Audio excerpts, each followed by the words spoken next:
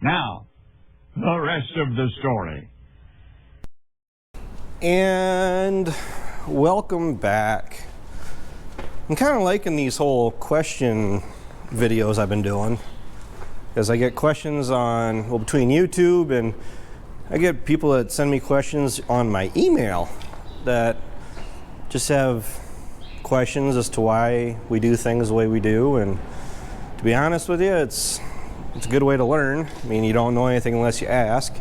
So I'm going to go ahead and answer, well, like the rest of the videos I do, answer your questions to the best of my abilities, and we'll just see where we end up.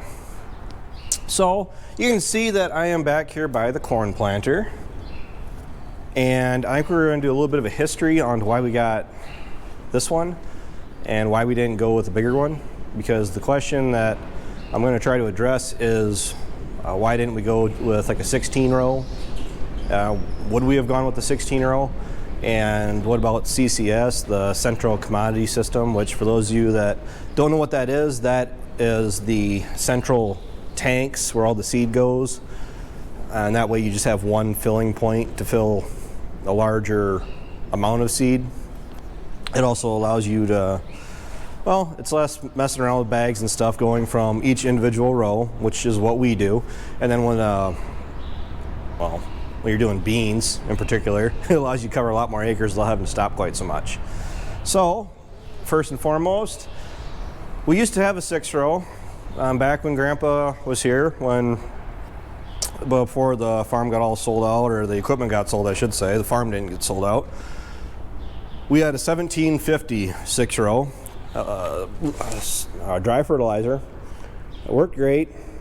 It was a really nice planter, to be honest with you. I mean, it did have a little bit of the fertilizer use, the rust on it, but really wasn't that big of a deal, especially since we had it since it was brand new, so you knew what it had been through. We went from that. It ended up going for like 28,000. It might went closer. It went around the area of 30,000 on the farm sale, and for a 6-row, I mean, it was a nicer planter, yes. But long story short, this one, that's what we paid for this 12-row, by the way.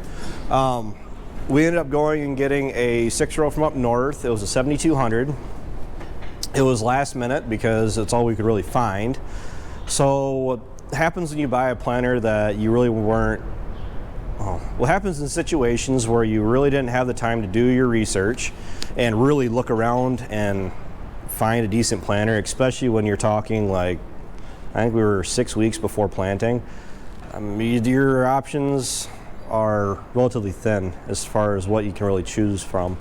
So what we ended up doing is going up north, and we found that 7200. It had dry fertilizer on it, and we ended up bringing that home. It needed a bunch of work, but we got it to where we could run it. That planter was pretty much a nightmare from the day we brought it home. It did a good job planting because it had the precision meters on it. It had all the expensive seed row add-ons on it. So, I mean, it was a vacuum and it could put seed down effectively. The seed mechanisms and all that weren't the problem. What the problem was the drive shaft. The shaft that goes the length of the planter, and this one, it'd be the equivalent of that hex shaft down there. You can see that. It was a round shaft, and it actually might still be over there now that I think of that. And the problem is that it was weak. Something was not right.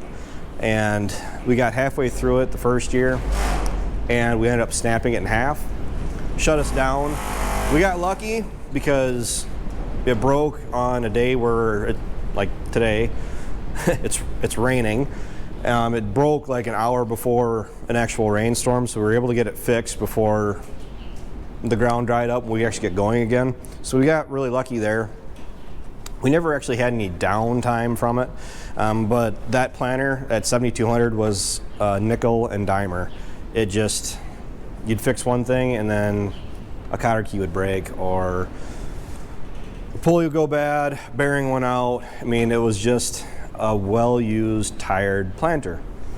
So the thing is, even before we bought that 7200, Dad was watching this corn planter. It's a 1760. It had no fertilizer on it, so it was just the seed boxes. It had an 1800 John Deere Monder on it, so it didn't have the ag leader stuff. It didn't have the liquid. Dad had been watching it for 3 years, I want to say, and it hadn't moved at Ritchie's and Cobb. I mean, it was a nice planter with no fertilizer on it. It was a really straight unit, clean. And the story that we ended up finding out on it after we bought it was two brothers. They bought it, ran it for a year, didn't like it. They went back to Kinsey. Their choice, not mine. So it actually worked out great for us. This planter sat for, I want to say 3 years. So the guys, they had it themselves. They ran it for 1 year, and then it ended up getting traded in, and it sat in the lot for 3 years. Knowing that, we were able to talk the price down from what it was down to the $30,000 that we got it for. I'm pretty sure it was 30 grand.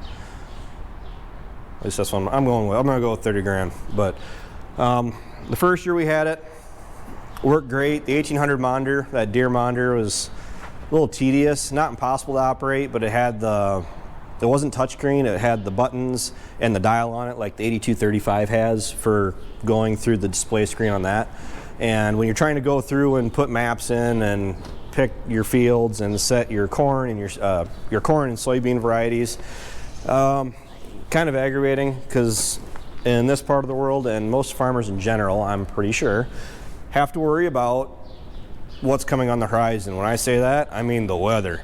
And really, that's how we operate pretty much day in and day out around here. Is whenever it gets dry enough to do something, it's usually how long can we operate before we get rained out again.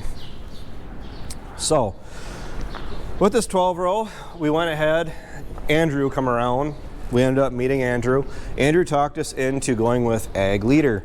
The first thing we did was put the harvest track in the combine, the monitor, the equipment sold itself. Went to a meeting up in Fenimore that Andrew was doing, and he went through and actually showed us, well, at the meeting, what the Ag Leader Monder can do as far as controlling all the row shutoffs and everything, and it pretty much sold us. And that is where Andrew first caught us with the RTK, because that first year we had it, we ran it with the Ag Leader Monder with the RTK because we had a free trial. And that's what really sold me on running RTK, because those row shutoffs, these little boxes right here, and no, I haven't got the chains on yet. That's like a job for tomorrow. It worked awesome. For those of you that haven't ran a planter that has the independent row shutoffs that they can shut off, being ran by RTK, oh, there you go, and actually having it shut off as soon as that row starts to intersect with your headland, and you're saving that much seed, they sell themselves. They really do. I mean, some people hate technology. Technology is the devil.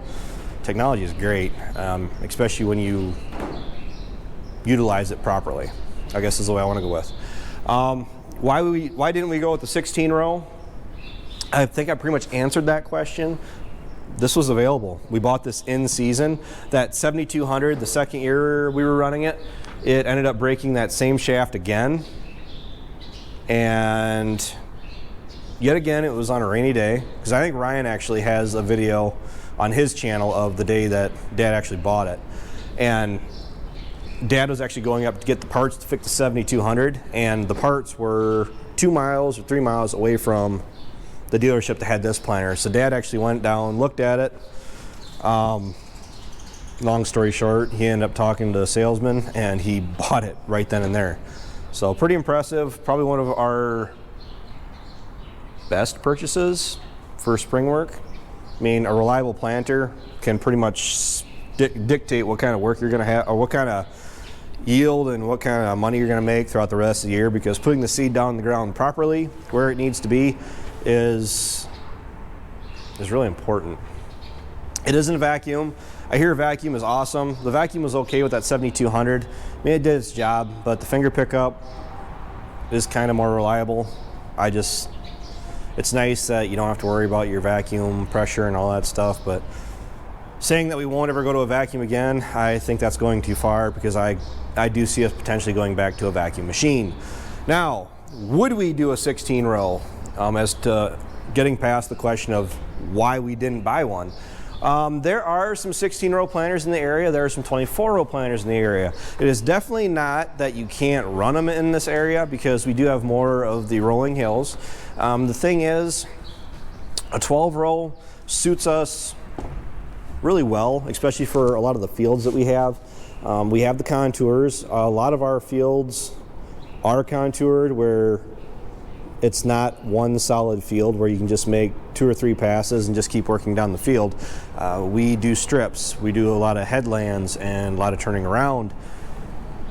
And as far as that goes, a big planter, yeah, you're covering more in a bigger pass, but then you got to worry about the flame flexing. I mean, planters do have that. This one flexes in the center. But it's also bigger and a little unhandier, especially in some of the fields that we have, especially when you have to make some of the turns we do. I think a 12 row suits us just fine. I would go to a 16 row. No reason I wouldn't, other than, you know, a 12 row corn head would suit us a little bit better than having to run an 8 row head.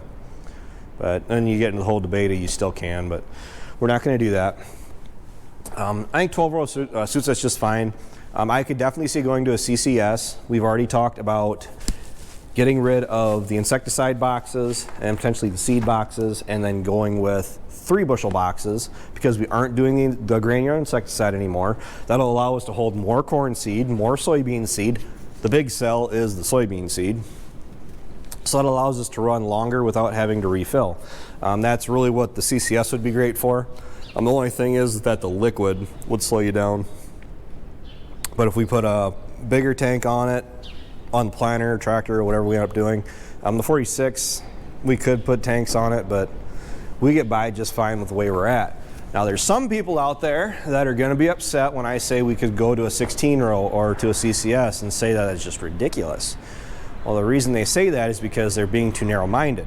Now, the reason I say that is because, like, a lot of people are seeming to forget, or newer viewers are seeming to forget, that we are planning on expanding. We are expanding acres. I just went and looked at a potential farm yesterday that I ended up turning down. Now, when you take into effect that Ryan and I are still in our 20s, our dad is still fairly young yet, we are planning on growing our acres. We're planning on running more acres, and a 12 row of CCS I think would be more up our alley of what we would actually be looking for. I'm not saying I wouldn't do a 16 row, but 12 row corn planter, 12 row corn head. Oops, dropped my light. Everything matches up better that way, but that's just me. I don't know. The planter, this, for the amount of work we put into it, it's been relatively carefree, trouble-free, other than the chains and 2 bearings that we ended up replacing last year. But with the ag leader technology on it and the liquid that is on it, this planter's got a few more years around here yet. So I hope that answers some questions. If you guys have more, you definitely know how to get a hold of me and ask me any new ones. I was asked again as far as to describe or talk about how the fertilizer works. I'll save that for a later video or another video. It's relatively straightforward and simple, but I don't want to get this video too long. So, plus my ears are getting cold. So thanks for watching. Thanks for tuning in. Take care. Take it easy. Keep in touch. I'll talk to you guys tomorrow. See you then.